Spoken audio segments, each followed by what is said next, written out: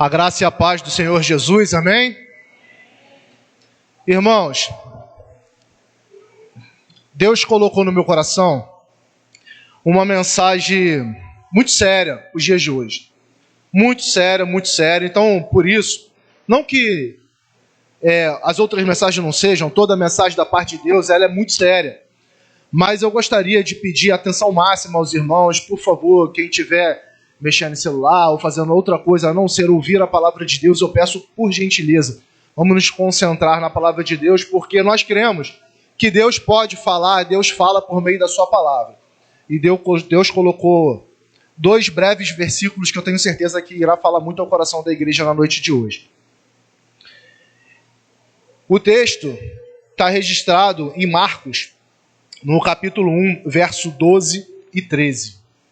Marcos, Evangelho de Marcos, capítulo 1, verso 12 e 13. E logo o Espírito o impeliu para o deserto, onde permaneceu 40 dias sendo tentado por Satanás. Esteve com as feras, mas os anjos o serviam. Novamente. E logo o Espírito o impeliu para o deserto, onde permaneceu 40 dias, sendo tentado por Satanás. Estava com as feras, mas os anjos o serviam. Oremos. Senhor Deus e Pai, nesta noite de hoje nos colocamos diante da sua presença, na sua dependência, pedindo e clamando que o Senhor fale aos nossos corações. Pois viemos aqui, Pai, não só para ser um espectador de um culto evangélico, mas sim para ouvir a Tua voz aos nossos corações, para prestar louvores ao Teu nome, para sair daqui edificado e exortado e glorificando o Seu nome. Senhor Deus, em nome de Jesus Cristo que morreu na cruz por nós, fale aos corações desses cordeirinhos que aqui estão, que o Senhor use a professora do dia de hoje para ministrar aos seus corações e assim gerar frutos. Essa é a oração que eu te faço, Pai, com perdão dos nossos pecados, em nome de Jesus. Amém, amém, amém. Irmãos, são 2 versículos que nós temos eles relatado também nos outros evangelhos, no evangelho de Mateus e no evangelho de Lucas. No evangelho sinótico, trata da tentação de Jesus no deserto por Satanás. E antes de começar a explicação propriamente do texto, eu gostaria de fazer algumas constatações aqui. Primeira constatação é que as igrejas evangélicas hoje, via de regra, eu não estou generalizando, não estou fazendo 100% das igrejas existentes no mundo, mas bastantes igrejas hoje tem apresentado essa característica, é uma característica muito ruim e perigosa, tá? Que é negligenciar o poder de Satanás. Achar que Satanás não tem poder algum. Achar que Satanás é só um personagem bíblico que fez parte de alguns momentos ali na Bíblia e acabou. Não, Satanás existe, irmãos. Satanás tem poder. Mas a segunda constatação é que o poder de Satanás é limitado por Deus. Satanás não tem todo o poder. Deus tem todo o poder nos céus e na terra. Amém? Satanás, disse Martim Lutero, é um cão raivoso, preso numa corrente. E quem determina o tamanho dessa corrente é o próprio Deus. Ele só pode ir até onde Deus permita que ele vá. Então, com isso, com essa constatação, eu peço que os irmãos prestem atenção. Com essa constatação, nós devemos temer a Deus, porque Deus é que é o dono da corrente. É Deus é que permite até onde ele pode ir ou não. É nos colocarmos diante da presença de Deus, porque pode ser que um dia Deus permita que Satanás nos assalte. Pode ser. Ele não permitiu com a vida de Jó? Eu não sei como é que tem sido a sua vida hoje. O que você tem passado? Eu não sei. Mas Deus sabe. Então se coloque na dependência de Deus. Essa é a primeira constatação. A segunda constatação, como eu já disse aqui e vou reforçar, Deus ele é soberano em todas as coisas. Nada que acontece no universo é sem a permissão de Deus. Deus ele está com a mão estendida sobre todas as coisas. Nós, seres humanos limitados, nos falta palavras, adjetivos para dizer quem é Deus, como Deus age, quem Deus é. Mas Ele está no controle de tudo. Aí as pessoas falam assim, mas Gustavo, e essa chuva toda que tem acontecido aqui em Niterói, São Gonçalo, e as catástrofes que têm acontecido, Deus está no controle, irmãos. Deus esteve no controle do dilúvio. Deus está no controle de tudo. E tudo tem um propósito definido, eu não sei. Mas Deus sabe. Mas Deus sabe. Então, irmãos, fazendo essas constatações, vamos ao texto. O texto começa dizendo: e logo o Espírito o impeliu para o deserto. Esse é o verso 2. Mas quando lemos a palavra logo, e logo após alguma coisa, logo após o quê? Nós podemos ler aqui no versículo que antecede esse versículo, no versículo 10, tá? No Evangelho de Marcos, capítulo 1, verso 10. Se puder colocar.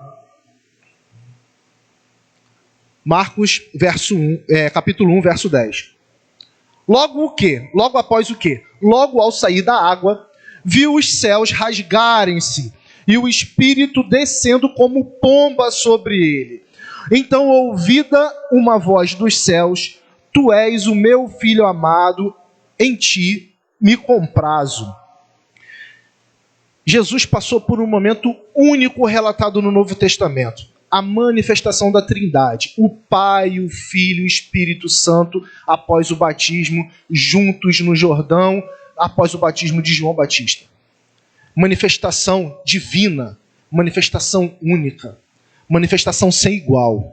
E após uma manifestação divina, extraordinária, Jesus foi levado pelo Espírito para o deserto. Ele não foi levado para o jardim para comer um fruto fresco debaixo de uma sombra de uma árvore.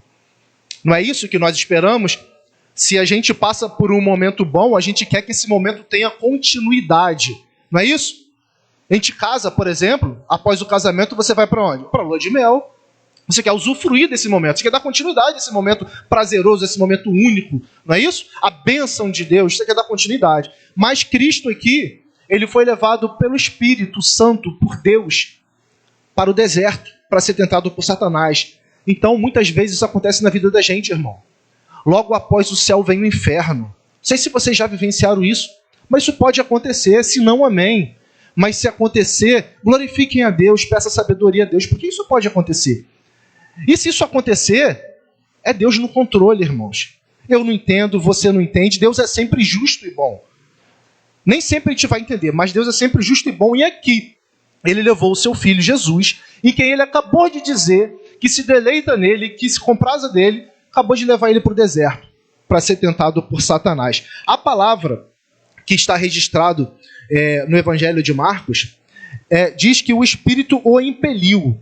O impelir aqui dá a ideia de conduzir, de levar irresistivelmente. Dá a ideia tipo de levar com força. O Espírito o levou, sem chance de não ir. O Espírito o levou. Ele conduziu irresistivelmente para o deserto. E por que ele fez isso? Irmãos, o primeiro Adão, ele foi tentado pelo mesmo Satanás que tentou Cristo no deserto. Só que ele foi tentado no jardim. Ele foi tentado no jardim. E Cristo, o segundo Adão, foi tentado no deserto e venceu. No início do seu ministério, ele venceu o mesmo Satanás que tentou o primeiro Adão, por quem entrou o pecado no mundo. E Cristo tinha que começar o seu ministério vencendo esse Satanás, vencendo o pecado, cumprindo a lei, irmãos. Então, glória a Deus por isso, que Cristo passou por essa tentação, ele tinha que passar, o Espírito o levou, já estava tudo escrito, tudo predestinado, e assim se cumpriu a palavra de Deus. O início do seu ministério após o batismo do Jordão. Cristo foi levado pelo Espírito Santo, não foi levado pelo diabo, ele foi levado pelo Espírito Santo para o deserto para ser tentado por Satanás. E foi uma maneira irresistível de ir. E a característica aqui de deserto, ele foi levado para o deserto, como eu disse. Não foi levado por um jardim de primavera, não foi levado por a sombra de uma árvore fresca, foi levado para o deserto. O deserto é um lugar hostil. Deserto, muitas vezes, é um lugar que simboliza maldição. Deserto é um lugar árido. Deserto é um lugar onde não frutifica nada. Deserto é um lugar onde o sol queima. Durante o dia é um calor insuportável. E durante a noite é um frio insuportável. E Jesus foi levado para o deserto para ser tentado por Satanás. O versículo, ele diz que permaneceu 40 dias sendo tentado, no versículo 13, onde permaneceu 40 dias sendo tentado. No Evangelho de Marcos, nós temos aqui não poderia dizer simplificação, mas um resumo da tentação. Mas no Evangelho de Mateus, a tentação mais explícita, mais bem relatada, né? Não que aqui não seja bem relatado, mas mais elaborado, dizendo detalhes. Eu vou ler para vocês aqui rapidamente o que diz no Evangelho de Mateus, capítulo 4, verso 1 ao 11. Evangelho de Mateus, capítulo 4, verso 1 ao 11. A seguir, Jesus foi levado pelo Espírito ao deserto para ser tentado pelo diabo. E depois de jejuar 40 dias e 40 noites, teve fome. Observem aí, volte por favor. Observem aqui. E depois de jejuar 40 dias e 40 noites, teve fome. Depois de jejuar. Já se imaginou ficar 40 dias sem comer? Vocês vão ter fome, né? Jesus, só uma constatação, mais uma constatação aqui.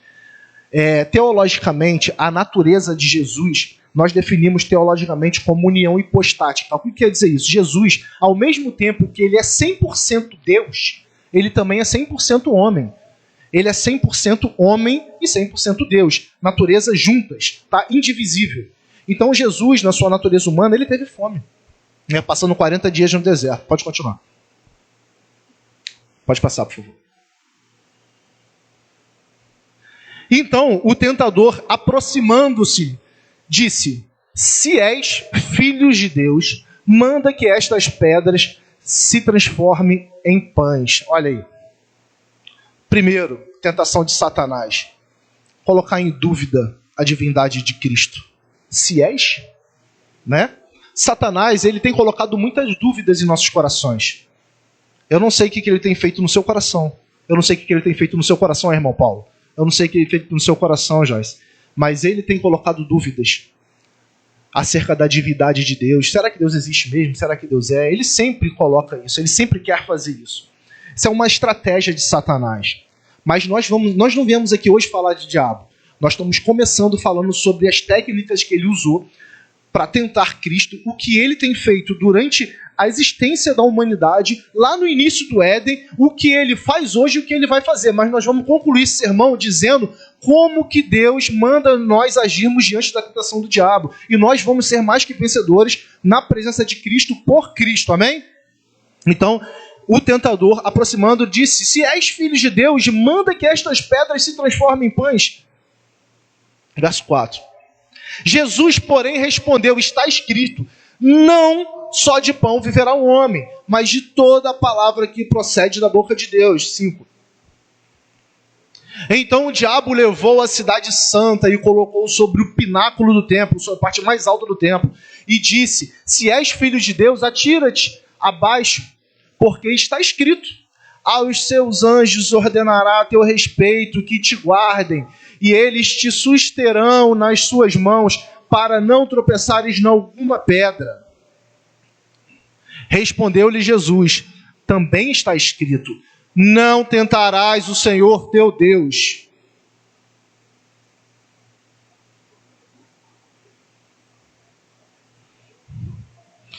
Versículo 8. Novamente o transportou o diabo a um monte muito alto e mostrou todos os reinos do mundo e a glória deles. E disse-lhe: tudo isto te darei, se prostrado me adorares. Então disse-lhe Jesus: vai-te, Satanás, porque está escrito, ao Senhor teu Deus adorarás, só ele servirás. Então o diabo o deixou, e eis que chegaram os anjos e o serviram. Irmãos, é muito importante a gente dizer que o Espírito Santo foi quem levou Cristo. E às vezes a gente fala assim, se foi o Espírito Santo que levou o Cristo para o deserto para ser tentado, se é Deus que permite que muitas vezes eu seja assaltado pela presença de Satanás, tentando me seduzir, tentando botar coisas na minha cabeça que me afastem da presença de Deus, tentando fazer com que eu peque, aí vocês possam pensar assim, então é Deus que faz isso. Não, não é Deus que faz isso. Sabe por quê? Porque a palavra de Deus também diz, em Tiago 1,3, Deus a ninguém tenta, né? Ninguém sendo tentado, diga, se Deus, de Deus sou tentado, porque Deus não pode ser tentado pelo mal, e a ninguém tenta. Portanto, meus irmãos, assim como aconteceu com Jó, que ele foi tentado, assim como aconteceu com o apóstolo Paulo relatou o que a respeito do espinho da carne, né? Foi posto um espinho na carne, né, para que Satanás esbofeteasse a face dele. Assim como aconteceu comigo e com você. Deus permite que Satanás, às vezes, possa vir nos assaltar, possa vir nos tentar. Mas aí eu te pergunto, mas é justo? Nós não somos filhos de Deus? Nós não cremos em Deus? Nós não estamos aqui reunidos para prestar culto a Deus? Por que isso acontece, irmãos? Por quê? Por quê? Nós vamos falar por que isso acontece. Uma grande mentira. Nós devemos prestar muita atenção, irmãos. Porque, às vezes, o nosso coração cheio de boa intenção, pode soltar uma pérola mentirosa no coração de uma pessoa que ainda não tem o entendimento da verdade do Evangelho. E essa pérola mentirosa, ela pode frutificar e dar maus frutos na frente. Então, que nós tenhamos conhecimentos a propósito. Venham à escola dominical. É o lugar certo para a gente aprender, né, exercitar o nosso conhecimento, entre outras coisas. Temos conhecimento antes de falar as coisas, principalmente em momentos evangelísticos. Quando a gente sai para evangelizar, às vezes eu não saio aqui, mas eu vou evangelizar meu vizinho, meu colega de trabalho, eu vou falar de Jesus, cuidado, tá? Porque uma grande mentira evangelística que ocorre no nosso meio, é dizer que se você aceitar Jesus, você vai ter uma vida boa. Se você está passando por dificuldade, aceita Jesus que tudo vai melhorar. Isso é o evangelho das organizações Tabajara.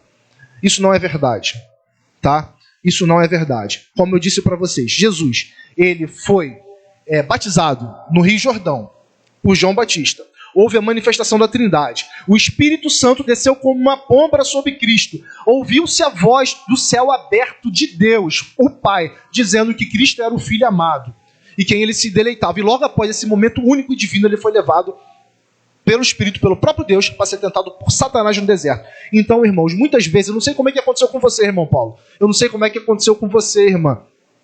Mas eu sei como aconteceu comigo. Às vezes a gente acaba de confessar publicamente Cristo em nossas vidas. Você crê, a graça de Deus é manifesta de maneira irresistível. Você entende que a única salvação é o Senhor. Logo após esse momento vem tribulação, é ou não é? Pode acontecer. Pode. Aconteceu comigo. E se acontecer, Deus está deixando de ser Deus? Não. Isso tem um propósito, tá? Então nunca diga isso. Sua vida vai melhorar se você se converter. Aceite Jesus, que vai dar tudo certo. Você deve dizer assim, você terá salvação, certeza da salvação, porque a sua vida é passageira. Você não sabe quando isso vai acabar. Mas se você crê de todo o coração que Cristo morreu pelos seus pecados, morreu na cruz, e que Ele vai voltar, você vai ter uma vida eterna ao lado dele, glorificando Ele para sempre. Esse é o propósito, tá bom? Então, irmãos, tudo que acontece nessa vida tem um propósito definido. E tudo que acontece é para a glória de Deus. Romanos 5 diz isso muito bem. 5, versículo 1 a 5. Tendo sido, pois, justificado pela fé, temos paz com Deus por nosso Senhor Jesus Cristo, pelo qual também temos entrada pela fé a esta graça, no qual estamos firmes e nos gloriamos na presença da glória de Deus. E não somente isto, mas também nos gloriamos nas tribulações. Olha aí, nos gloriamos nas tribulações, sabendo que a tribulação produz paciência. E a paciência, a experiência, e a experiência, a esperança. E a esperança não traz confusão, porquanto o amor de Deus está derramado em nossos corações, pelo Espírito Santo que nos foi dado. Amém? Irmãos, o apóstolo Paulo é um grande exemplo disso. Um homem de Deus, um grande exemplo de evangelista, o apóstolo dos gentios. Pensa no homem que sofreu como o apóstolo Paulo. Ele era preso, açoitado, sofria, porque ele pregava o Evangelho. Ele pregava o Evangelho e ele preso escrevia cartas às igrejas e falava que se gloriava na presença de Deus, estava feliz. Por quê? Porque ele sabia o propósito disso. Tá? E o propósito, às vezes, de Deus permitir que Satanás venha te assaltar é para que você produza perseverança. Assim como Cristo perseverou no deserto, você também vai perseverar, irmãos. Porque uma das doutrinas que nós cremos aqui na Igreja Presbiteriana, não só na Igreja Presbiteriana, mas em toda a Igreja Reformada, é a perseverança dos santos. Os santos vão perseverar até o fim. Isso não quer dizer que os santos, pessoas cristãs como eu e você, não vão pecar, vão. Às vezes a gente cai numa cilada, mas que essa queda, que esse pecado nos traga a nossa consciência como devemos melhorar cada dia, que isso vai nos afastar de Deus. Então nós, os crentes, os cristãos, temos que estar arraigado em Cristo Jesus, porque Ele é o único caminho, Ele é a única possibilidade de resistirmos à tentação do inimigo. Tá bom, irmãos? Então vamos lá. No versículo 2 de Marcos, a gente lê que ele esteve no deserto 40 dias tentado por Satanás. Vivia entre as feras e os anjos o serviam. Aqui podemos fazer uma referência aos israelitas, que após passar pelo batismo nas nuvens e no mar, como relata o apóstolo Paulo, lá em 1 Coríntios capítulo 10, 1, passaram 40 anos no deserto e sucumbiram às provações e foram idólatras. Verdade? Os israelitas passaram 40 anos no deserto. Após passar o rio, passar pelo mar, serem batizados na nuvem e no mar, passaram 40 anos no deserto e sucumbiram à tentação. Foram idólatras. Mesmo Deus os alimentando, protegendo, portanto, o nosso Salvador, após passar pelo batismo, também foi levado para o deserto, onde passou 40 dias jejuando e saiu vencedor desse mesmo Satanás. Irmãos, 40 dias, isso nos traz referência a Moisés. Moisés passou 40 dias jejuando no Monte Sinai para receber a palavra de Deus. Jesus passou 40 dias jejuando e cumpriu a palavra de Deus no deserto. Ele venceu as investidas de Satanás. Agora, vamos parar de falar um pouco do inimigo e vamos falar das ferramentas, da estratégia que Jesus nos dá para vencer o inimigo em nossas vidas. Porque, meus irmãos, o inimigo que assolou Adão, que tentou Jesus, que tentou os israelitas, que vem tentando o povo de Deus, também não vai desistir de você até o fim. Ele vai tentar te afastar da presença de Deus, mas nós em Cristo somos mais que vencedores. E Cristo aqui, por meio da sua palavra revelada, nos diz como devemos agir. Primeiro passo para a gente fugir, para a gente resistir ao diabo, é a comunhão com Deus.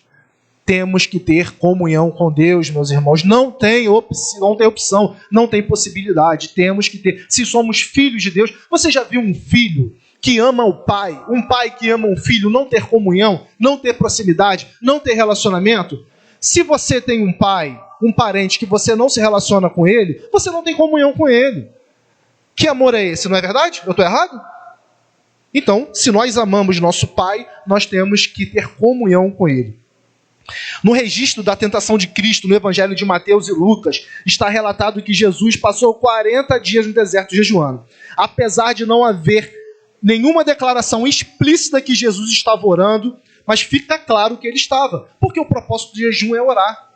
Não é isso? Jesus passou 40 dias jejuando, mas entendemos que Jesus também estava orando, estava em comunhão com Deus.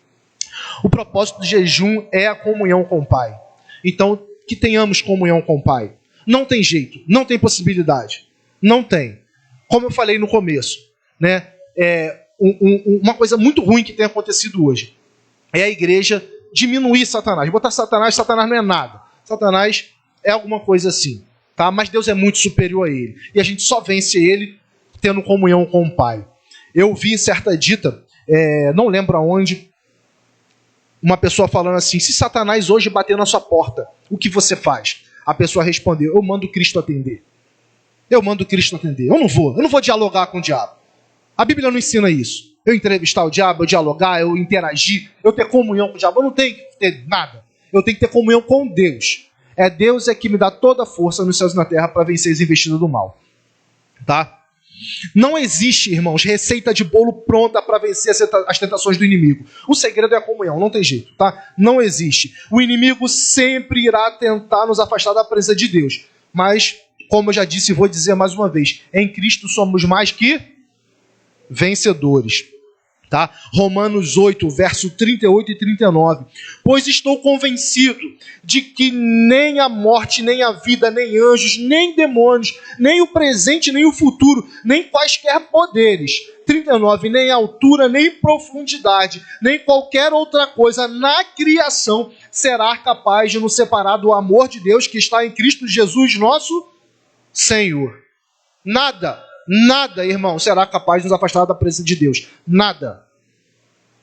O segundo passo, como vocês perceberam, no Evangelho de Mateus e no Evangelho de Lucas, Jesus, depois vocês leiam o Evangelho de Lucas, capítulo 1, verso de 1 ao 13. Jesus, ele vence Satanás usando a palavra de Deus. Vocês repararam? No Evangelho de Mateus, como eu li, está dizendo aqui, ó, quando Satanás chega a Jesus e fala: se tu és o Filho de Deus, manda que esta pedra se tornem pães. Aí Jesus faz o quê? Jesus usa um poder sobrenatural e afasta Satanás. Jesus usa a palavra de Deus. Isso é uma dica, irmão, para nós nos dias de hoje. Como é que está a palavra de Deus em seu coração? Você tem meditado, tem refletido na palavra de Deus? A palavra de Deus é a ferramenta para a gente nos afastar do mal. É a ferramenta. Jesus Cristo usou a palavra de Deus. Em Provérbios 7, verso 1, 3. Filho meu, preste atenção, irmãos. Em nome de Jesus. Filho meu, guarda as minhas palavras e esconde dentro de ti os meus mandamentos. Guarda os meus mandamentos e vive. E a minha lei como a menina dos teus olhos. Ata-te os teus olhos, escreve-os na tábua do teu coração. Em Hebreus 4:12. Pois a palavra de Deus é viva e eficaz. É mais afiada que qualquer espada de 2 gumes, que ela penetra até o ponto de dividir alma e espírito, juntas e medulas, e julga os pensamentos e a intenção do coração. Amém? A palavra de Deus. O primeiro passo é a comunhão, para a gente resistir às tentações do inimigo. O segundo passo é a palavra de Deus na tábua do nosso coração. Vamos meditar, vamos ler a palavra de Deus. Fiquei muito feliz com o senhor, meu irmão Paulo, hoje, falando que lê todo dia a palavra de Deus, que se separa um tempo. É isso, irmão, é isso. Temos que fazer isso. Por vezes, me pego apressado com o trabalho, não acordo no tempo oportuno. Eu vou meditando, boto no GPS lá, para chegar no local e boto a palavra de Deus para ouvir. Mas isso não é o correto. O correto é separar um tempo, meditar, refletir. Irmãos, vamos fazer isso. A palavra de Deus não serve só para vocês, serve para o pregador também. Terceiro passo, confiança em Deus. Como é que tem sido a sua confiança? Você tem confiado em Deus? Dizer que sim, né? Todo mundo aqui vai falar sim, confiamos em Deus. Mas dizer que confia em Deus quando tudo vai bem é muito fácil. Não é isso? É muito fácil. Agora, vou fazer uma pergunta, meus irmãos. Se o Espírito Santo te conduzir agora para o deserto, agora, um lugar hostil, um calor medonho, se for agora, de repente, de noite, né? Um frio absurdo, e Satanás aparecer para você, diante de você, te tentando, de maneira que você não visse mais saída. Eu não tenho mais saída das tentações do inimigo, não tenho, não consigo resistir. Será que você iria ceder à tentação de Satanás para que você pudesse experimentar um alívio imediato? Gente, no meu trabalho, eu falo muito sobre perigos e riscos, né? Que causam mortes no trabalho, acidente. E uma característica do mau comportamento do funcionário, que ele se coloca em situação de risco e às vezes morre no trabalho, vítima de acidente de trabalho, é a satisfação imediata. Para ele se satisfazer imediatamente, ele topa tudo, certo? Mas isso não é uma característica de um funcionário de uma empresa, é uma característica do ser humano, não é verdade? Para eu me satisfazer, eu quero rápido as coisas, é para ontem. Hoje tudo é muito rápido. Parece que o dia não tem mais 24 horas, eu preciso acrescentar mais horas no dia, porque não dá tempo, eu quero as coisas mais rápido. E às vezes Deus me coloca à prova, me leva para o deserto, me faz esperar. Às vezes Deus pode colocar um espinho na tua carne e você sofrer com aquele espinho na carne. E você vai falar assim, mas Deus não está nesse meio, isso não é coisa de Deus. Às vezes é, irmão. Às vezes é. Eu não sei. Deus é quem sabe. Às vezes é. E se for, irmão, vamos orar. Vamos confiar em Deus. Ou você confia ou você não confia. Ou Deus está no controle ou não está. Né? Você fala assim, não, a minha vida está no controle de Deus. Aí você vem, não estou falando que vocês façam isso aqui, tá? Mas vamos supor. Aí você vem aqui na frente, entrega a sua vida a Deus e fala assim, Senhor, minha vida está no seu controle. Aí, no primeiro aperto, ou na primeira decisão que você precisa tomar importante, você nem consulta Deus, você nem ora. E você toma a decisão que o seu coração quer que você tome. E o nosso coração é corrupto. Nosso coração é enganoso, não é verdade, irmão Paulo? É enganoso. Então, às vezes Deus tem falado com você, Deus tem te conduzido, Deus tem apontado o caminho, mas o desejo do seu coração é contrário àquela vontade de Deus que você está percebendo que é. E você prefere seguir o desejo do seu coração. Você sabe que está errando. Eu e minha esposa, nós temos algumas pessoas em comum que viviam no evangelho e tal, e tomavam decisões assim, não é erros que nós cometemos no dia a dia, são erros que vai levar uma consequência absurda na vida, envolvendo família, criança, tudo, uma estrutura, sabe? E ficava olhando assim, meu Deus, será que não está enxergando? Aí conversando com a minha esposa no particular, minha esposa conversou com ela, falou, sabe qual era a resposta? Eu tenho consciência do que eu estou fazendo está errado. Eu tenho. Mas o desejo do coração era maior, a vontade que ela tinha de fazer era maior. Mas ela sabia que a vontade de Deus não era aquela, mas ela seguiu a inclinação do coração. Será que confia em Deus? Em negar o desejo do seu coração e seguir o propósito de Deus? Vamos refletir sobre isso. Sabe por quê? A ordem hoje para a Igreja Presbiteriana Filadélfia, para todos que estão aqui ouvindo, é ordem e confiança. A ordem é confiança. Temos que confiar em Deus. E a segunda ordem é resistência. Resista ao diabo. Tiago, você pode botar aí, por favor? Tiago, capítulo 4, verso 7. Eu vou pedir que toda a igreja leiam para mim. Tiago, capítulo 4, verso 7, por favor.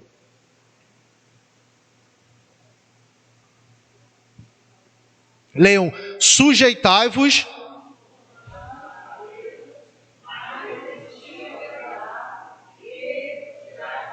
Sujeitai-vos a Deus, irmão. Sujeitai-vos.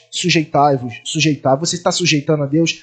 Se sujeita a Deus, a vontade de Deus. Não é essa oração, que seja feita a tua vontade aqui na terra e no céu? Não é a minha vontade, é a vontade de Deus. E a vontade de Deus é que você o ame acima de todas as coisas e o próximo como a si mesmo. Assim como foi falado na lição hoje, na escola dominical. Será que você tem amado, tem refletido o amor de Deus na sua vida para com o próximo? Será que a gente tem se envolvido na obra da igreja de tal maneira a propagar o reino de Deus? Irmãos, eu gostaria muito de ver essa igreja cheia, lotada, com todos os bancos cheios. Mas não é para benefício do templo, é para o reino de Deus, porque eu sei que aqui é pregado uma palavra fiel. Eu sei que aqui é pregado o evangelho de Deus. Não estou falando que só aqui a igreja certa, não. Nós temos vizinhos que têm pregado o evangelho de Deus também. Mas aqui também. Então eu quero que as pessoas venham se alimentar de um alimento saudável. Um alimento que não vai te fazer mal. É um alimento que vai te trazer vida eterna, irmãos. Tá? Então eu oro para que isso aconteça, mas ore você também para que Deus ponha essa disposição no seu coração para amar a Ele e ao próximo. Para você refletir o amor de Deus que tem feito na sua vida, refletir no próximo também. Irmãos, eu vou concluir dizendo que apenas na eternidade, irmão, apenas na eternidade estaremos livres das tentações demoníacas, pois o objetivo delas é nos afastar de Deus, como eu já disse. Mas na eternidade, nós estaremos face a face com o Senhor para todo sempre. Já pararam para observar? Na eternidade, eterno, não vai ter mais fim. Você vai estar face a face, não tem pecado. O diabo vai estar no lago de fogo e enxofre, sofrendo juntamente com as pessoas que não creram em Cristo. E você vai estar na eternidade, adorando, cultuando, bendizendo o nome de Deus, para todo sempre. A palavra de Deus é importante, irmãos. Temos que prestar atenção na palavra de Deus. Mas um ponto de exclamação aqui. Prestem atenção. A palavra de Deus na boca de Satanás é cilada. Cuidado! Porque o diabo tem usado ambientes eclesiásticos, ambiente de igreja, tem usado pregadores para ensinar coisas que afastam de Deus. A palavra de Deus na boca do diabo é cilada. Mas por que você está dizendo isso? Por que você está dizendo isso? Porque o próprio Satanás falou lá em Mateus, no verso capítulo... Em Mateus capítulo 4, no verso 6, diz o seguinte: e disse-lhes, se tu és o filho de Deus, lança daqui para baixo. Aí Satanás usa a palavra de Deus, porque está escrito, aos teus anjos dará ordem ao teu respeito, e tomar-te-ão nas mãos, para que não tropeces com o teu pé em alguma pedra. Satanás usou a própria palavra de Deus, irmãos. Então nós temos que ficar ligado por isso, porque ele ainda tem feito isso. Tá bom? Eu peço que o irmão bota Salmos 91, 11 e 12.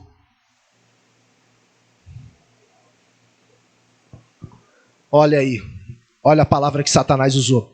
Porque aos teus anjos dará ordem ao teu respeito, para que te guarde em todos os teus caminhos. Verso 12. Eles te sustentarão nas suas mãos, para que não tropece em alguma pedra. A palavra de Satanás, a palavra do Satã, a palavra do diabo, se ela estiver falando a palavra de Deus, continua sendo a palavra do diabo. Irmãos, cuidado, tá?